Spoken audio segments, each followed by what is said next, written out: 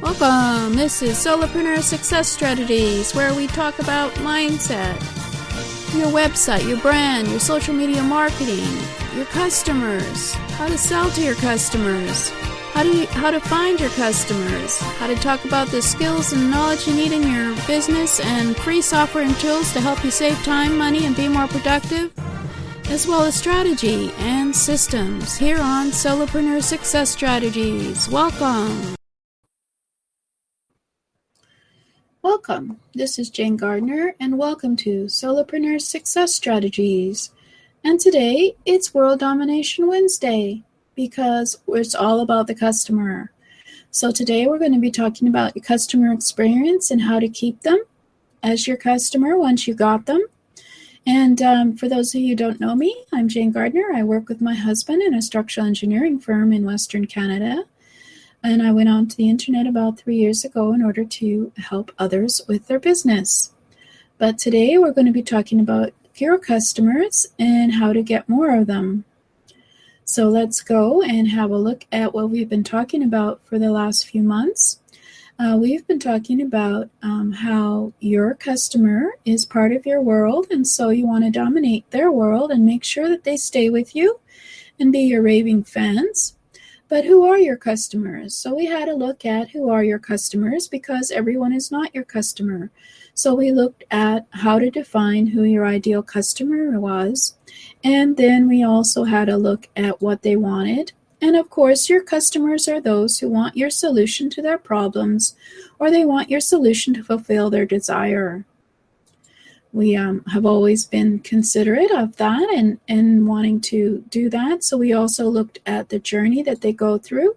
And there's now probably 3.5 billion internet users online today. So we have to consider that, and how do we attract the right customers to our business. So who is your customer? You know who are your ideal customers. If you've gone through the training, you know what they want that you can give them. You know where to find your ideal customers. We went through that, and how to find out when and how they like to buy. And then we also looked at the ideal customer experience. So if you want to have a look at those previous episodes, you can catch up at jgtips.com/YouTube, where my Solopreneur Success Strategies channel is. And every Wednesday is World Domination Wednesday, so you can go back and have a look at some of those episodes.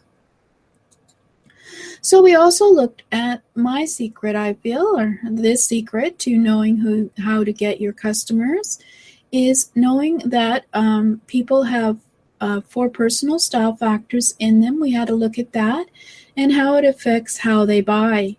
So we also had a look at the buying styles of each of the type of customers and how they become more dominant in their personality than someone else, and how you can detect a person's buying style. You can be more successful as a salesperson, of course, with training. And we also had a look at my offer, which is you and your sales style, at jgtips.com/p-style, which is all about customer-focused selling and understanding credibility, and how you can identify others' buying style, your customer, and knowing what your preferred selling style is, being able to adapt in order to be successful with a new customer.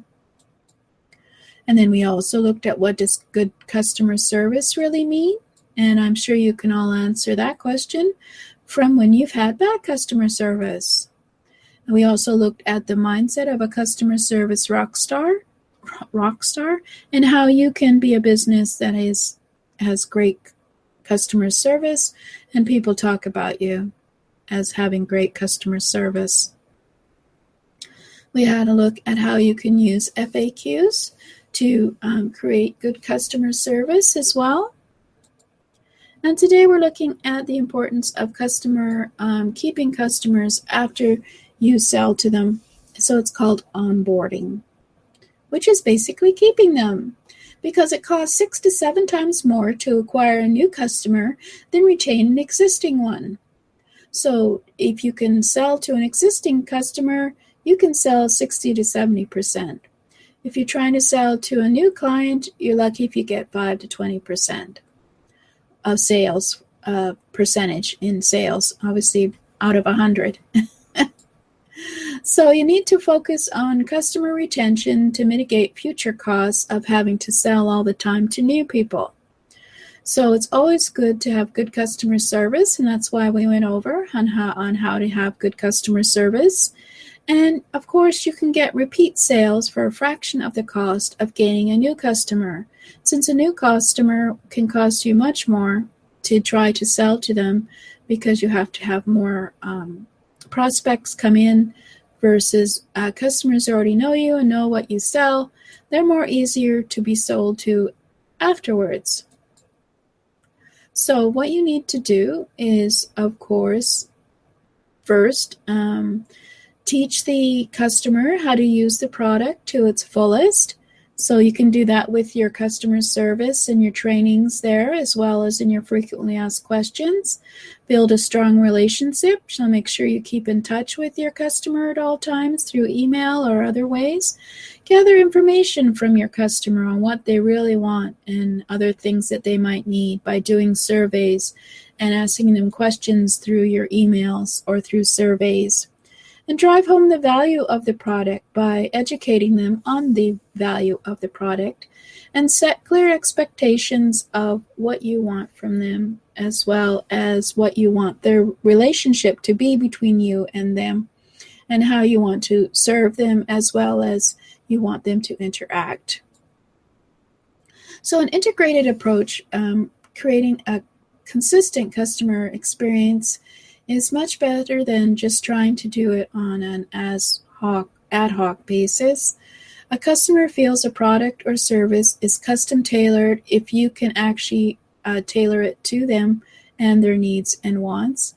So a good process in terms of after the sale ensures a good experience and allows for better control of what you need to do in terms of keeping them consistently involved with you and realizing that your relationship with them is important to them as well. So if you have unsatisfied customers or if you have poor reviews, you're going to have a lack of referrals by your customers who have bought from you. You're going to have low sales. You're going to have confused and frustrated staff wondering what's wrong. You have a lack of metrics and a lack of feedback will all be things that will cause problems in your business and make you lose customers. So you always want to have a good customer onboarding experience, and we're going to be talking further about that next week. But just so you know, teach the customer how to use the product, build a relationship, ask them questions, ask them what they need, drive home the value of the product, and set clear expectations that you want to have a long-term relationship with the customer by getting them on your email list, getting them into webinars, trainings, getting them into coming to your website fairly frequently for things of value. So you have to design a system of onboarding experience that will keep your customer involved with you so that they won't disappear from out of your world.